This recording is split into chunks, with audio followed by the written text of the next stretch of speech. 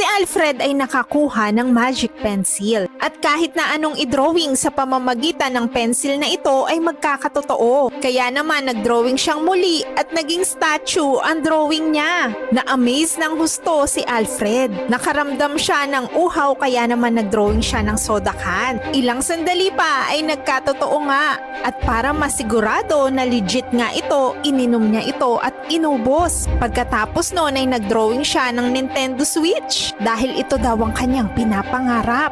Agad naman itong nagkatotoo at ang susunod niyang drawing ay cellphone. Dahil sa old model na ang kanyang phone, gusto niya na itong palitan. At yung cellphone na ginawa niya ay kakaiba dahil pag nagpi-play siya ng game ay lumalabas talaga yung mga powers dito. Pagkatapos noon ay naisip niyang mag-drawing ng diamond. Kaya lang, naputol bigla ang pencil. Biglang nagka-earthquake at ang drawing niya ay naging pyramid.